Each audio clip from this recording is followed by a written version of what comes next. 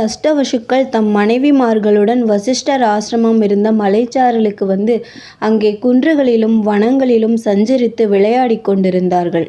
அப்போது அவர்களில் ஒருவன் வசிஷ்டருடைய பசு நந்தினி அங்கே மேய்ந்து கொண்டிருப்பதை பார்த்து அதன் அழகையும் திவ்ய மங்களாகாரத்தையும் கண்டு அதிசயித்து தன்னுடனிருந்த வசுக்களின் தேவிமார்களுக்கு காட்டினான்.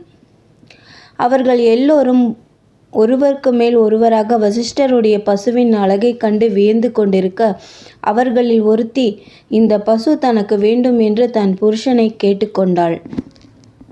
தேவர்களாகிய நமக்கு பசுவின் பால் என்னத்திற்கு?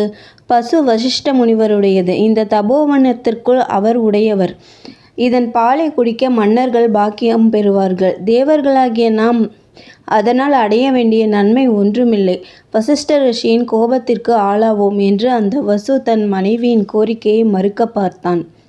மனுஷ்யலோகத்தில் எனக்கு ஒரு பிரியமான தோழி இருக்கிறாள். அவளுக்காக நான் இதை கேட்கிறேன். வசிஷ்டர் வனத்துக்கு திரும்ப வருவதற்குள் பசுவை கொண்டு போவோம்.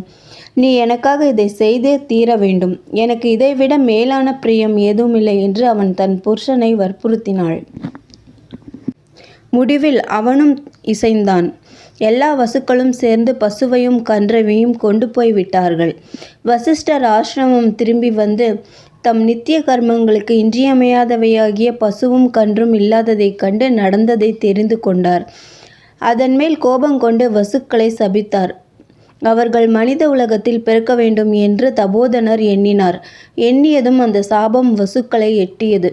உடனே அவர்கள் வசிஷ்டருடைய ஆசிரமத்திற்கு ஓடி வந்து ரிஷியை கெஞ்சினார்கள். சாபத்தை நிறுத்த முடியாது. பசுவை கொண்டு போனவனான பிரபாசன் நீண்ட காலம் பூ உலகில் புகழ் பெற்று வசிப்பான்.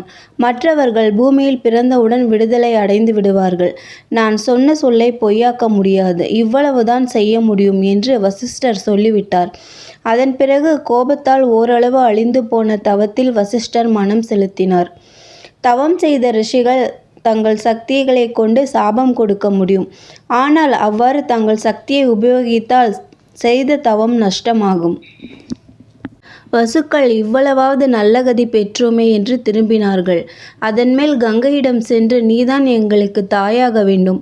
எங்களுக்காக நீ பூ உலகம் போய் ஒரு நல்ல புருஷனையும் அடைந்து எங்களுக்கு சீக்கிரத்தில் விடுதலை தர வேண்டும். பிறக்க பிறக்க எங்களை உடனே ஜலத்தில் போட்டுவிடு என்று கேட்டுக்கொண்டார்கள். கங்கையும் அவ்வாறே ஒப்புக்கொண்டு மானிட உலகத்தில் அதற்காக சாந்தனுவை புருஷனாய் அடைந்தாள். கங்காதேவி 8வது குழந்தையை எடுத்துக்கொண்டு சந்தனுவை விட்டு நீங்கிய பின் பெண்களிடம் சுகம் பெறும் எண்ணத்தை நீக்கிக் கொண்டு அரசன்